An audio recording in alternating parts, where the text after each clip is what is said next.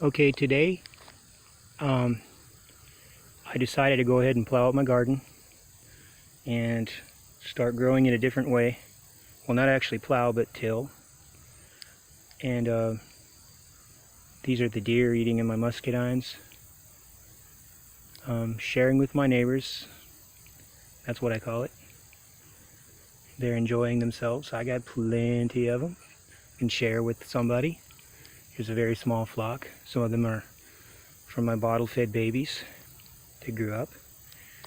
Anyway, just to show you how important nitrogen is, this entire vineyard is beautiful and green, but you'll notice that first one right there is lighter yellow. That's because I didn't put any nitrogen on that. And the nitrogen that you can use is organic, and you can get it from anywhere. Anyway, you see these beautiful deer? I'd rather share with them than some old bum who doesn't appreciate it. And what are they going to eat? They don't even weigh as much as I do, so they're really not a problem for me. I love sharing with them. Besides that, they're rare. There's a lot more people than there are deer in this world. Anyway, so I like sharing with wildlife. Anyway, this is the garden. All I got down here is, these are sugar snap peas, and this is daikon radish, one of my favorites, and this is my strawberry bed. I took all these strawberries, must be 150 plants maybe. I got them all from a little tiny 12 by 4 strawberry bed that I moved out of here when I gave up the mulch system. And that's a lot of strawberries. I'm going to weed the sides of them and let them go ahead and become a matted row as they crawl out. And then I'll just do the same thing. I'll move them over. Yes, I know people who buy strawberry plants are worried about disease all the time because they pay so much money for their strawberries. It's kind of like a gambler's thing a lot of farmers do. But when you grow your own strawberry plants, there are people who have had the same old strawberry field literally for 50 years. There's somebody on, well, maybe 45 years. Somebody's on YouTube who did that. 45 years, same old strawberry bed. And of course he moves them over just like I'm going to do. I'm going to finish this row out. In a couple of years, they'll be moved over to another row. And that's how it's done. And that way they get new soil. Anyway, right here, this is broad beans or fava beans. And I eat the tops for salad. Down here it's so hot, they don't really make good beans, so we just eat the shoots. They're really delicious, and they're very winter hardy. Not quite winter hardy enough though. Most of our winters get so cold that it kills the fava beans. I haven't yet made a winter that didn't, but this is supposed to be a super, super cold variety because it's a very small bean. I'll show you how small this bean is. See, this fava bean is so tiny. Really small. Now that's not going to be edible anyway. It's too little to prepare. Anyhow, right here I got collard greens, and in this row I've got potatoes and purple top turnips. Here I got mustards, and here I have more collards. And that's it. But I don't plow. I use that one little 5-row cultivator down there. I really like it because I can take the middle arm out and then straddle the row, and it'll actually pull the weeds for me. And I just got to take a hoe and get a few extras out.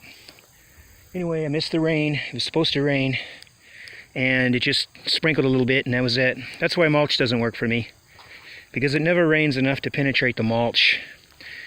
And then when it finally does, like 2 or 3 inches, it's just enough to penetrate the mulch. It gets so dry for so long, the mulch acts like a big old absorbent paper towel. And I just can't build these long rows in the mulch. It's too much work, dragging it out of the way, and the plants just didn't do very well. And domesticated crops, they just don't grow like wild weeds in the forest. They need full sun, they need lots of nitrogen, they need aeration, so I'm just not one for planting them that way. Anyway, I guess I better get to watering these in because they definitely need it. But that's my row of strawberries. I'm real proud of that. And now that I'm doing my plowing again, I should start getting a lot of production. See these little bamboo poles? Let me start to shrink this up. Okay, these bamboo poles right here, that's how far apart my rows are. Everywhere there's a strawberry plant there's a bamboo pole. And then here's another bamboo pole. You see my rows? And this is how I make my rows with this thing. And this is a 5-tined single row cultivator. It's really strong. It can actually hit rocks and stuff and just spring right up. Got a very powerful arm. And I put these sweeps on here. And I got the biggest sweep in the middle and the littler sweeps there and there. Anyway, take that arm out, straddle the row, and it just pulls those weeds. Just love this thing. It goes nice and deep too. And look at this, it looks like I tilled this. But the only thing I've done is use that cultivator. That's it. Bye-bye. Where are those deer? Let me see if they're still around. You guys still around? Anyway, we had the worst drought. And now look at this. The pasture is deep and green. Deep and green, looking real good. Oh yeah, my tea plants. I lost one of the Camellia sinensis tea plants. It was just too hot and too dry for it. The cold weather don't bother it in zone 7. It can really take some cold. And it took about 8 degrees with no trouble. 8 degrees Fahrenheit, which I don't know what that is, like what, 15 below 0 Celsius, maybe more. I don't know, maybe 18. Anyhow, see, that's tea. And tell you what, if you really want to grow something that's easy and you don't want trouble, why don't you just grow prickly pear cactus, prickly pear? Because man, that stuff just grows. Anyway, there's another tea plant right over here. That's the other tea plant. They're getting bigger. I could make tea off of that. And this is the tea plant that died from the heat. It was doing really good this year, but I mean, yeah, the heat killed it. It made winter, but it just couldn't take being dry and hot. And there was no way I could water everything. Anyway, I kind of miss all the stuff I had planted permanently out here. And that's all gone now. It's all going to be a temporary garden. I plow it up and plant new stuff. Anyway, while I was digging up strawberry beds, I found these snake eggs. They're snake eggs, so I got them in here so they can hatch. Hope y'all ain't really poisonous rattlers, because I've already got you.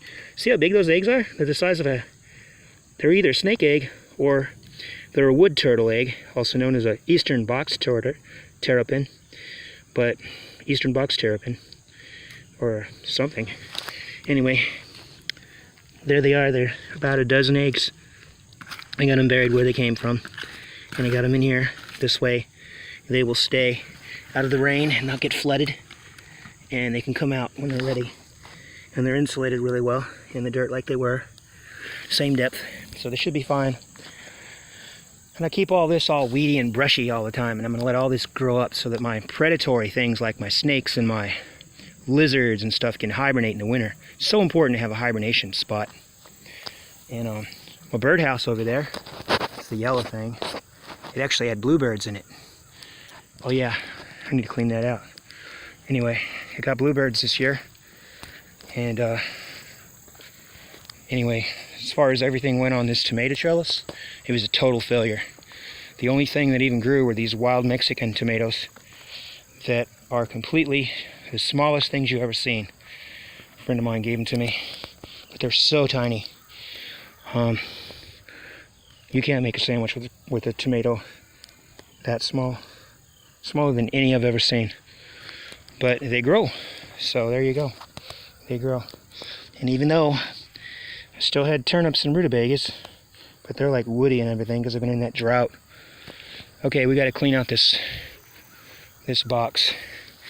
Get out here, walk through all these thickets. I'll have to take a shower when I get home, or a bath, because walking through here I'm going to be loaded with ticks. Okay, let's see what we got in here besides wasps. Maybe nothing but wasps. What is in there? Nothing. Anyway, you're supposed to clean a nest out, so I'm cleaning that out. And look, there's ants in there. See, if I didn't clean that out, those ants would have stayed there for a long time. Got to get rid of those. Okay, I don't want any wasps, so that's the beginning of a... Man, it's hard to do this. There it is. There, that's the beginning of a wasp nest. You got to pick those out and throw them away. Okay, you ants got to get out of here. It's ready for next year. Oh look, little tree frog. Hang on a second, you can't say anything like that. See the little tree frog? That was living in that nest. Hey tree frog. Hey tree frog. Show yourself. Look at this big beautiful tree frog. Uh-oh. Don't worry, tree frog. There's the tree frog. Let's put you back up there so you know you're safe. Where you at? Oh, you'll be alright. I'll leave you alone. These are Chinese yams. See? Chinensis? Oh man, what the heck are they called?